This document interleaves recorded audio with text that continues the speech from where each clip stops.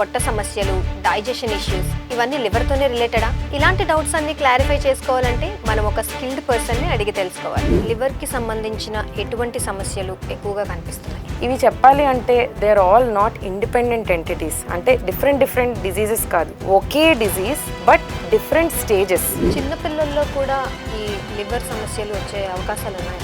తప్పకుండా ఉంటాయండి. ఇప్పుడే పుట్టిన పిల్లల్లో ఫిజియోలాజికల్ జాండిస్ అని వస్తుంది. సో ఇదే ఈ గ్యాస్ పెయిన్కి, హార్ట్ పెయిన్కి ఎలా డిఫరెన్షియేట్ చేయడం? I will definitely say nothing wrong in consulting a doctor. Intestinal cancer అంటే ఏంటి మేడం? చిన్న పేగులో క్యాన్సర్స్ అండ్ పెద్ద పేగులో cancers, but more important is పెద్ద పేగులో క్యాన్సర్స్. నమస్తే, నేను గౌతమి. అసలు వరల్డ్ లివర్ డేని ఎందుకు సెలబ్రేట్ చేసుకుంటాం? ఈ పొట్ట సమస్యలు, డైజెషన్ ఇష్యూస్ ఇవన్నీ లివర్తోనే రిలేటెడా? ఇలాంటి డౌట్స్ అన్నీ క్లారిఫై చేసుకోవాలంటే మనం ఒక స్కిల్డ్ పర్సన్ని అడిగి తెలుసుకోవాలి. సో ఈ విషయాలన్నీ తెలుసుకోవడానికి మనం ఈరోజు ఒక స్పెషలిస్ట్తో ఉన్నాం. ఆవిడే doctor N.Usha Ramakrishnan, consultant gastro surgeon. So ఆమెను అడిగి మనం మరికొన్ని విషయాలు తెలుసుకుందాం. నమస్తే మేడం. నమస్తే అండి. నా పేరు doctor Usha Ramakrishna, consultant surgical gastroenterologist and liver transplant surgeon, MGM 7 Hills, Visakhapatnam. So చెప్పండి మేడం, వరల్డ్ లివర్ డే ఎందుకు సెలబ్రేట్ చేసుకుంటాం? దాని ప్రాముఖ్యత ఏంటి? April 19th ప్రతి సంవత్సరం మనం వరల్డ్ లివర్ డేగా సెలబ్రేట్ చేసుకుంటాం. ద ఫస్ట్ థింగ్ ఎందుకు అంటే టు క్రియేట్ అవేర్నెస్. అసలు మనలో లివర్ అన్న ఆర్గన్ ఏంటి, దాని యూజెస్ ఏంటి, అది మన బాడీలో ఏ ఫంక్షన్స్ చేస్తుంది, దానికి వచ్చే జబ్బులు ఏంటి, దానికి మనం ఎలా ట్రీట్మెంట్ ఇస్తాం, అసలు ఈ జబ్బుల్ని మనం ముందుగా రాకుండా నివారించవచ్చా, అండ్ ఎస్పెషలీ ఎందుకు లివర్ ఇండియాలో వెరీ ఇంపార్టెంట్ అంటే it comes as one of the top 10 leading causes of death in India. So that is the reason we celebrate. అసలు మన శరీరంలో లివర్ ఏ విధంగా పనిచేస్తుంది, దాని ఫంక్షన్స్ ఏంటి మేడం? లివర్ చెప్పాలి అంటే హండ్రెడ్స్ ఆఫ్ ఫంక్షన్స్ చేస్తుందండి. యాక్చువల్గా కౌంట్ చేస్తే ఇట్ ఈస్ మోర్ దెన్ 500. దాంట్లో the first thing is food digestion. మనం తినే ఫుడ్ బైల్ ప్రొడ్యూస్ చేస్తుంది లివర్, పీతి అంటాం. దానివల్ల మనకి food digestion. The second metabolism. మన ఫుడ్లో ఉండే కార్బోహైడ్రేట్, ఫ్యాట్, ప్రోటీన్ అన్నీ సెపరేట్గా అది మెటబాలైజ్ చేసి అండ్ ఈవెన్ అది స్టోర్ కూడా చేస్తుంది. ఫర్ ఎగ్జాంపుల్ నెక్స్ట్ 3 days మీరు ఏం తినరు, ఫాస్టింగ్లో ఉంటారు, అక్కడ మనకు కావాల్సిన ఎనర్జీ అంతా లివర్ నుంచే వస్తుంది. The third purification or detoxification అంటాం. ఎలాగైతే నేచర్లో చెట్లు చేస్తాయో the same thing liver does to our body. మనం తినే ఫుడ్లో ఏవైనా టాక్సిన్స్ అన్నీ అది మొత్తం ప్యూరిఫై చేస్తుంది. And also at the same time blood, all types of proteins. ఇప్పుడు కట్ అయింది, మనకి ఇక్కడ బ్లడ్ క్లాట్ అవ్వాలి, ఆ బ్లడ్ క్లాట్ అయ్యే ప్రోటీన్స్ లివర్ నుంచే వస్తాయి. ఓవరాల్ బాడీలో మోస్ట్ ఆఫ్ ద ప్రోటీన్స్ మనకి లివర్ నుంచే వస్తాయి. So there are hundreds of functions and liver is very important in our body. So మీరు ఇప్పుడు ఫాస్టింగ్ అన్నారు కదా, ఫాస్టింగ్ లాంటివి డైజెషన్ని ఎఫెక్ట్ చేస్తాయా? డైజెషన్ లేదండి. Fasting is completely a different thing. మీరు ఫాస్టింగ్ చేస్తారు, మీకు రోజుకి ఎంతో కొంత ఫుడ్ కావాలి to digest and everything. So ఇప్పుడు మీరు ఆ రోజు ఫాస్టింగ్ చేస్తున్నారు, మీరు ఫుడ్ ఏం తీసుకోవట్లేదు, బట్ మీకు ఏం అవ్వట్లేదు. వై? బికాజ్ లివర్ ఆల్రెడీ మీకు కావాల్సిన పోషకాలన్నీ లివర్ స్టోర్ చేసి పెట్టుకుంటుంది. సడన్గా మీకు ఫుడ్ దొరకలేదు, ఏం చేస్తారు? So that is it. అది డైజెషన్కి ఫాస్టింగ్కి దెర్ ఇస్ నో. సో అప్పుడప్పుడు ఫాస్టింగ్ చేయడం లాంటివి మంచిదని అంటారా? Yes, at least in today's age and world డెఫినెట్గా fasting, I mean to say fasting అంటే not for days together fasting, but ఒక పూట మనం తక్కువ తింటాం లేకపోతే ఒక పూట స్కిప్ చేద్దాం అన్న దాంట్లో I think it is better. In fact I also follow. So ఇప్పుడున్న ప్రజెంట్ టైమ్స్లో లివర్కి సంబంధించిన ఎటువంటి సమస్యలు ఎక్కువగా కనిపిస్తున్నాయి? చెప్పాలి అంటే లివర్ సమస్యలు ఎక్కడి నుంచి స్టార్ట్ అవుతాయంటే it starts as fatty liver, కొవ్వు పేరుకుపోవడం. ద సెకండ్ హెపటైటిస్ అంటే లివర్లో ఇన్ఫ్లమేషన్ రావడం. The third is chronic liver disease. Fourth liver fail అయిపోవడం, liver failure. And 5 liver cancer. ఇవి చెప్పాలి అంటే they are all not independent entities. అంటే డిఫరెంట్ డిజీజెస్ కాదు, ఒకే disease but different stages. So మనం ఫ్యాటీ లివర్ అంటే స్టేజ్ 1 అనుకుంటే liver failure and liver cancer అన్నది ఫైనల్ స్టేజ్ అనుకోవచ్చు. సో ఈ లివర్ ఫెయిల్ అవ్వడం తాలూకా లివర్ ఫెయిల్ అవ్వడానికి చాలా రకాల కాజెస్ ఉంటాయి. మన ఇండియాలో 85-90% ఆఫ్ ద రీజన్ ఎందుకు ఈ లివర్ తాలూకా జబ్బులు అంటే basically there are only 3 causes. ఒకటి ఆల్కహాల్, రెండోది డయాబెటీస్ ఒబెసిటీ, దాన్ని non alcoholic fatty liver disease అని కూడా అంటారు, అండ్ థర్డ్ ఇస్ హెపటైటిస్. ఈ మూడు పట్టుకుంటే we can solve 85-90% of the issues related to liver. మిగతా 10-15% సమ్ రేర్ డిజీజెస్ ఉంటాయి, అంటే పుట్టుకతో వచ్చే diseases, metabolic syndromes or auto immune liver diseases. So అలా కూడా లివర్ తాలూకా ప్రాబ్లమ్స్ వస్తాయి. అసలు జనరల్గా లివర్ సర్జరీస్ లాంటివి ఎప్పుడు సజెస్ట్ చేస్తారు madam? To say liver surgery ఎప్పుడు సజెస్ట్ చేస్తారు అంటే liver, I will not say liver surgery అని, but it is about liver treatment. There are different types of treatment మనం లివర్ ప్రాబ్లమ్స్కి. Like for example medical treatment, next surgical treatment. ఇప్పుడు medical treatment ఇనీషియల్గా లివర్కి వచ్చే problems అన్ని మనం మెడికల్గా treat చేస్తాం. సర్జరీ ఎప్పుడు చేస్తాం? If it is a cancer, యూజువల్గా క్యాన్సర్స్లో లేకపోతే ఏమైనా ట్యూమర్స్లో మనం లివర్ సర్జరీస్ చేస్తాం. But at the same time liver fail అయిపోయింది, మెడికల్గా అది కుదరట్లేదు అన్నప్పుడు మనం ట్రాన్స్ప్లాంట్ చేస్తాం. లివర్ రిలేటెడ్ ఇష్యూస్ వచ్చినప్పుడు మొదట్లో అసలు ఎలాంటి సిమ్టమ్స్ కనిపిస్తాయి? That is another thing. ఇప్పుడు హార్ట్ ఉంది, బ్రెయిన్ ఉంది, మనం అంటాం heart stroke or heart attack వచ్చింది, బ్రెయిన్ స్ట్రోక్ వచ్చింది. సో ఆల్ దీస్ ఆర్గన్స్ చాలా డెలికేట్ ఆర్గన్స్ అండి. They hardly give you minutes, within half an hour మనం ట్రీట్మెంట్ చేయాలి. As against that our liver is a very forgiving organ. అది దగ్గర కిలోన్నర organ ఉంటుంది, and it is very forgiving. It is also one of the very few organs in our body which has regenerating capacity. అంటే బల్లితో ఒకలాగా అది cut అయితే మళ్ళీ పెరుగుతుంది. So liver is a very beautiful organ which can take a lot of load.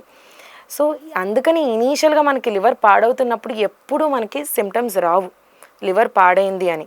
For example ఎలాంటి symptoms అంటే jaundice, రెండోది మనిషి అంతా సన్నంగా అయిపోయి పాట్ బెల్లి, నీరు పట్టేస్తుంది పొట్టలో, అసైటిస్ అంటాం, పీడలిడిమ, కాళ్ళు వాపులు, వామిటింగ్స్లో బ్లడ్ రావడం, లేకపోతే మోషన్లో బ్లడ్ పడడం, ఇలాంటి సిమ్టమ్స్ అన్నీ మనకి ఏవైతే ఇది లివర్ తాలూకు సిమ్టమ్స్. బట్ ఇవన్నీ మనకి తెలిసేది లాస్ట్ స్టేజ్లోనే. ఎప్పుడు early symptoms for liver disease is very very difficult except if you undergo regular checkups. అంటే ఇప్పుడు రెగ్యులర్ చెకప్స్ అంటే ఎటువంటి టెస్ట్ చేయించుకోవాలి మేడం? ఎటువంటి test? I will say 4 important tests అండి. Complete blood count, LFTs, PT INR, ultrasound. ఈ 4 టెస్ట్లు ఇనీషియల్గా చేయించుకొని మళ్ళీ ఈ టెస్ట్లు కూడా మీకు డైరెక్ట్గా దెర్ ఇస్ నో ఆల్టరేషన్. మీకు చూడడానికి బిలిరుబిన్ నార్మల్గానే ఉంటుంది. సో డైరెక్ట్గా మళ్ళీ మీకు ఏం తెలీదు.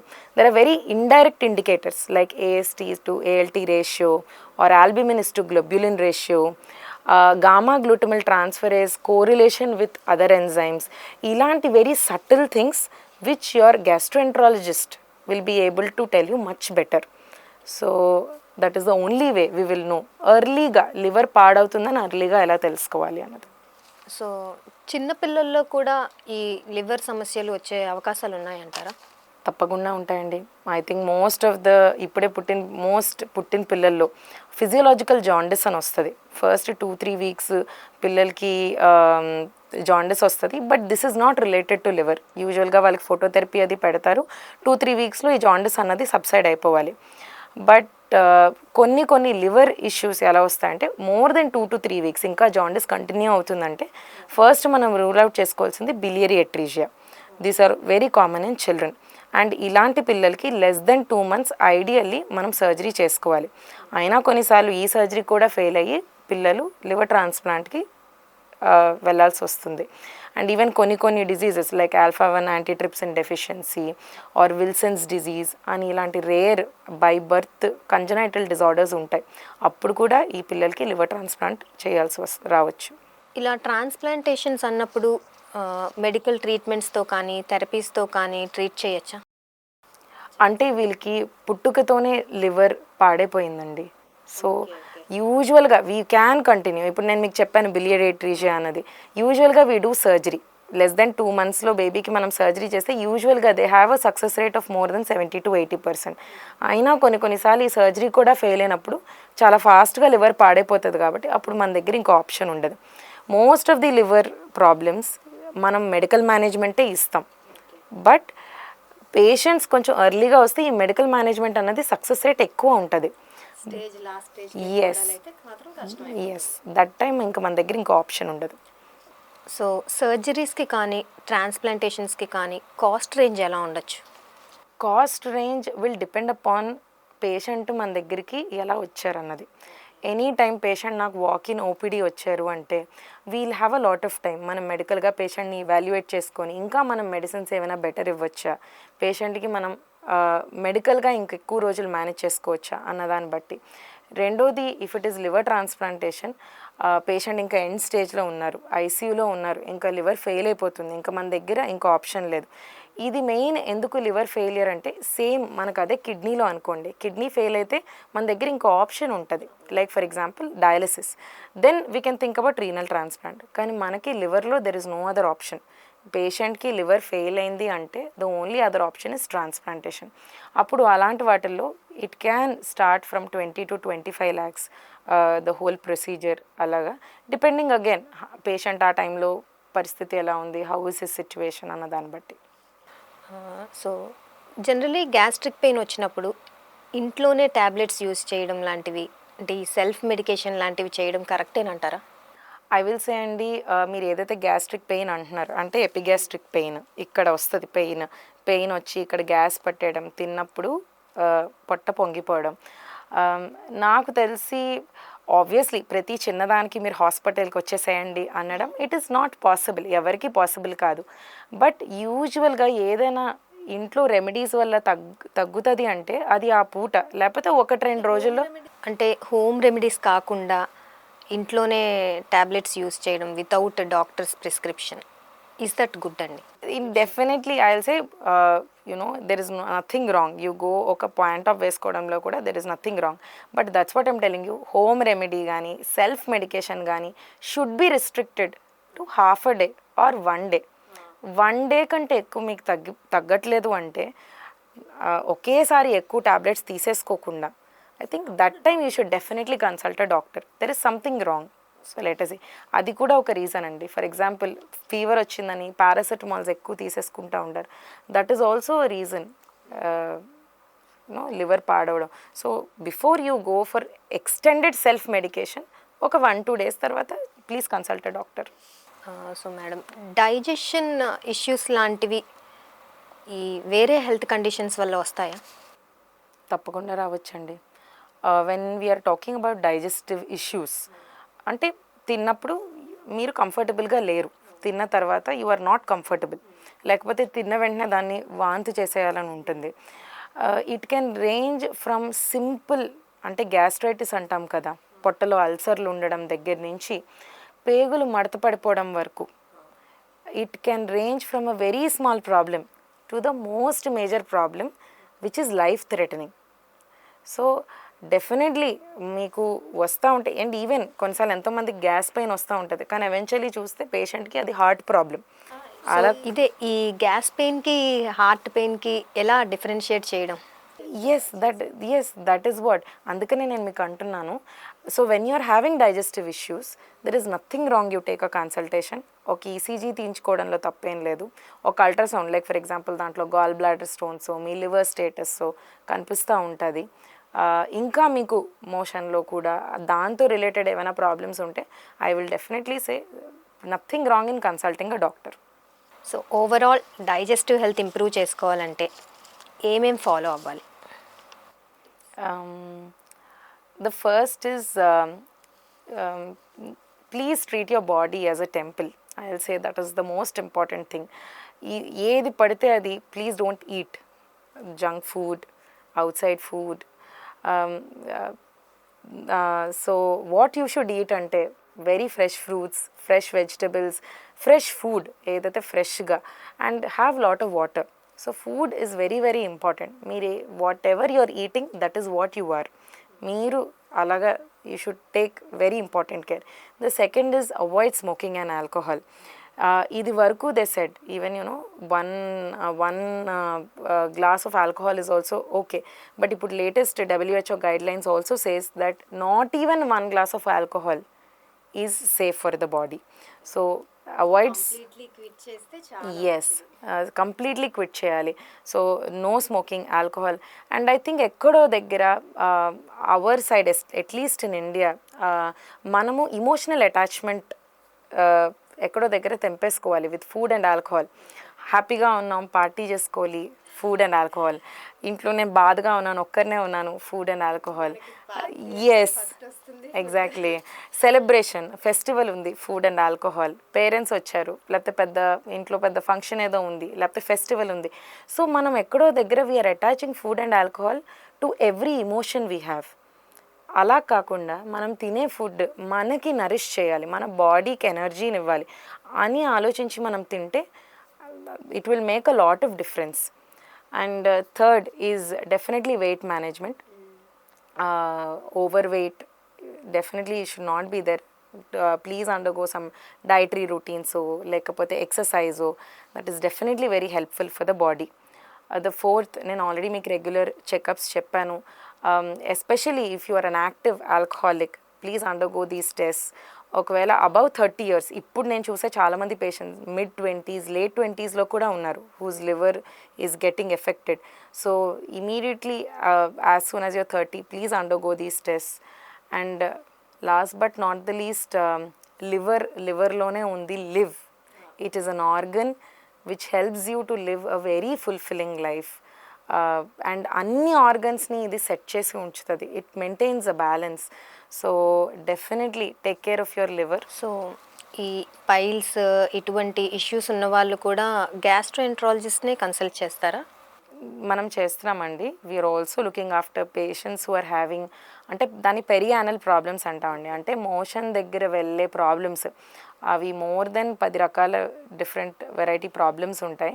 అవి మనం చూసి చెకప్ చేస్తే మనకు ఐడియా వస్తుంది. సో పైల్స్ని కూడా మనం ట్రీట్ చేస్తాము. అగైన్ దాంట్లో కూడా 4 stages ఉంటాయి. Stage 2, Stage 3 వరకు కూడా మనం వాటిని మెడికల్గా మేనేజ్ చేయొచ్చు. కానీ లేదు, పేషెంట్కి బ్లీడింగ్ అయిపోతుంది, బయటికి చాలా ఎక్కువ ఉందంటే అప్పుడు మనం సర్జరీకి వెళ్ళాలి. సో ఈ లాప్రోస్కోపీ, ఎండోస్కోపీ లాంటి ప్రొసీజర్స్ తాలూకా పర్పస్ ఏంటి మేడం? ఏంటి, ఎండోస్కోపీ అంటే ఈజ్ అ డిఫరెంట్ థింగ్. అది మా మెడికల్ గ్యాస్ట్రోఎంట్రాలజిస్ట్ చేస్తారు.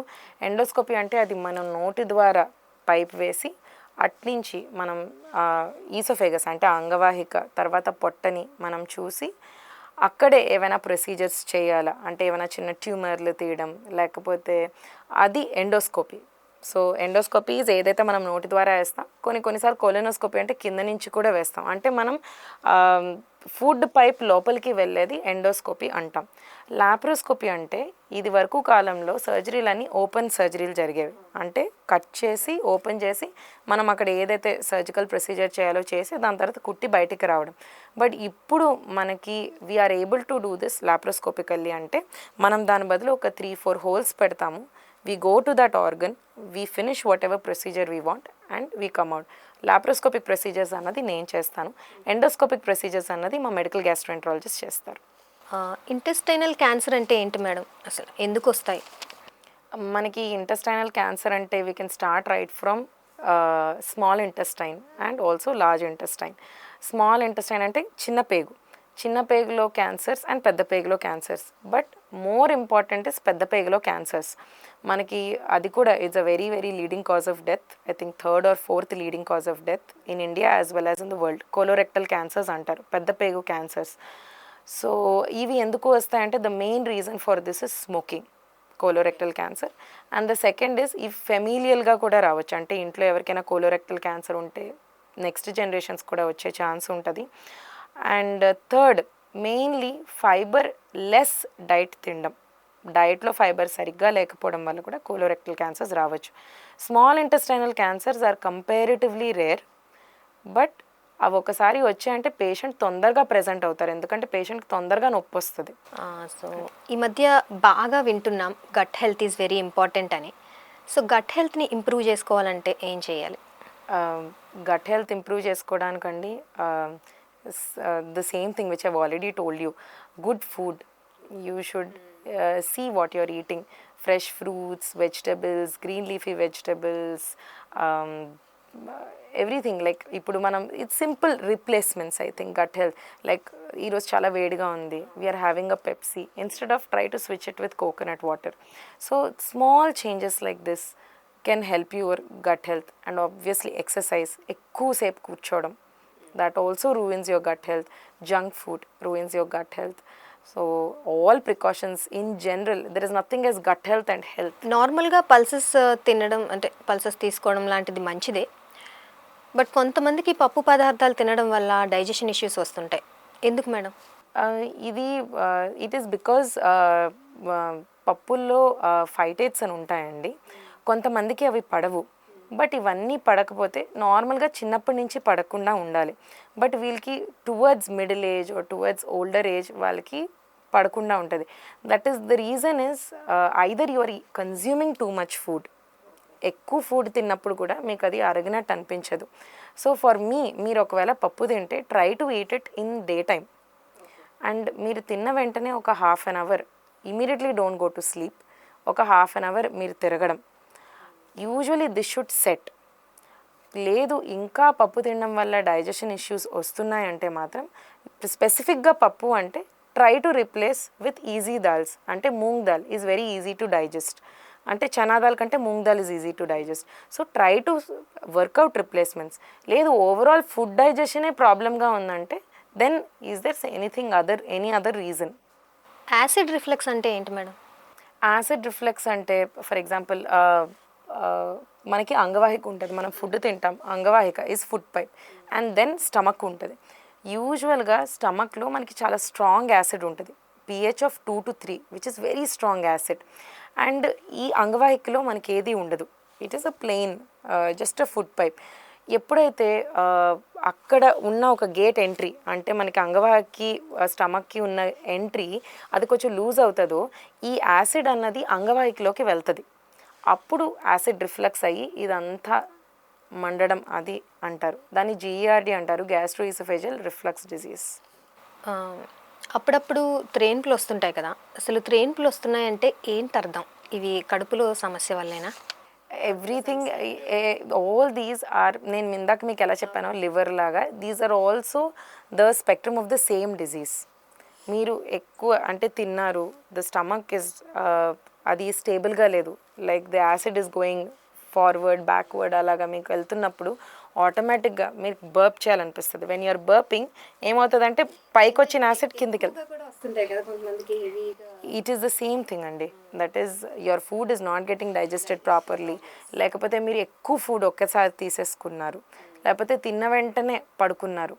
అప్పుడు మీకు ఏం చేస్తుంది అంటే బాడీ బర్ప్ చేసి ఫుడ్ని ముందుకు తోస్తుంది. సో ఇప్పటి వరకు మీరు చేసిన కేసెస్లో మీకు గుర్తుండిపోయిన కేసు ఏంటి మేడం? బాగా గుర్తున్న case, it's also for me every case is very special అండి. For me every patient is very special. But ఒక్క కేసు చెప్పాలి అంటే ఒక 17-year-old బాయ్, ఆ అబ్బాయి ఒక రిసార్ట్లో waiter, pool side dining tables ఉంటాయి కదా అక్కడ సర్వ్ చేస్తున్నాడు. సో అతను సర్వ్ చేసి కాలు జారి పూల్లోకి పడిపోయాడు. ఆ పూల్ ఎడ్జ్ కరెక్ట్గా ఇక్కడ తగిలింది. సో పేషెంట్ అక్కడ దగ్గరలో ఉన్న గవర్నమెంట్ హాస్పిటల్లో ఒక 6 days ట్రీట్మెంట్ తీసుకున్నారు. 7th day నాకు అక్కడ డాక్టర్ ఫోన్ చేశారు, మేడం ఈ అబ్బాయికి లివర్ ఇంజరీయే జరిగింది కానీ ఇప్పటి వరకు ఏమీ ప్రాబ్లం లేదు, సడన్గా ఈరోజు బీపీ అది పడిపోతుందని. సో నేను షిఫ్ట్ చేయమన్నాను. అండ్ ఆ అబ్బాయిని మేము ఎమర్జెన్సీలో రిసీవ్ చేసుకున్నప్పుడు ఆ అబ్బాయికి బీపీ లేదు, పల్స్ కూడా చాలా ఫీబుల్గా ఉంది. But I had excellent 2 intensivists అండి, అంటే ICU వాళ్ళు. ఇమీడియట్గా మనం అబ్బాయిని అంతా సెక్యూర్ చేసాం. విత్ ఇన్ 1.5 to 2 hours నేను సర్జరీకి తీసుకున్నా. I did the first procedure. మొత్తం లివర్ అంతా it was bleeding, more than 2.5 to 3 liters blood on the spot. So మొత్తం అంతా ప్యాక్ చేసి I finish the first procedure. Again the second day చూస్తే ఇప్పుడు liver also is very big organ, you cannot identify every small bleed. So second day మేము ఎంజాయ్ చేసి చూస్తే చిన్న బ్లీడ్ ఇంకా హెపటిక్ ఆర్టరీలో ఉంది. Then the interventional radiologist did the second procedure, దాన్ని కాయిల్ ఎంబలైజేషన్ అంటారు. అక్కడ వెళ్ళి తను బ్లీడింగ్ ఆపారు. Again we waited for 4 to 5 days ఇంకేమైనా బ్లీడ్ వస్తుందా లేదా అని. And then it stop bleeding. మళ్ళీ నేను 5th day I took him up for surgery. పెట్టిన మాప్స్ ప్యాక్స్ అన్నీ తీసాం. ఎక్కడైతే బాగాలేదో టిష్యూ అన్నదంతా తీసేసి he eventually walked out after 12 days after the third procedure. It was close to impossible అండి. అండ్ ఐ స్టిల్ రిమెంబర్ ఆ అబ్బాయి 4 months తర్వాత he was completely recovered, no problem. And అది నాకు ఇట్ ఫీల్స్ వెరీ స్పెషల్ ఆ అబ్బాయిని చూసిన ప్రతిసారి. సో వరల్డ్ లివర్ డే సందర్భంగా మీరు ప్రజలకు ఏం మెసేజ్ ఇస్తారు? The first is eat good food. Again, I'll tell you, everything is what you eat. మంచి ఫుడ్ తినండి. Avoid smoking, alcohol. ప్లీజ్ మీ వెయిట్ మేనేజ్ చేసుకోండి. Try to be with in the BMI limits. You should also have an idea about hepatitis. Hepatitis ఎలా వస్తుంది, hygiene, safe sex, vaccines, that is also important. Then regular health checkups. Please consult your doctor. Get regular checkups done. పోనీ doctor consult చేయలేకపోయినా the regular checkups you can get it done. అది. So thank you so much madam. మీ valuable time మా కోసం spare చేసి మాకు ఇంత మంచి ఇన్ఫర్మేషన్ ఇచ్చినందుకు thank you very much. So చూసారు కదా, ఈ వరల్డ్ లివర్ డే రోజు మనం డాక్టర్ గారు చెప్పినట్టు ఫాలో అయ్యి మంచి హెల్దీ ఫుడ్ ఇంకా స్మోకింగ్, డ్రింకింగ్ లాంటి హ్యాబిట్స్ని ఇమ్మీడియట్గా క్విట్ చేస్తే చాలా మంచిది. So please care for your liver health. So doctor గారు చెప్పినట్టు ఫాలో అవ్వండి, మీ లివర్ హెల్త్ని బాగా చూసుకోండి. సో మరొక స్పెషలిస్ట్తో మళ్ళీ కలుసుకుందాం. అంతవరకు సెలవు. నమస్తే.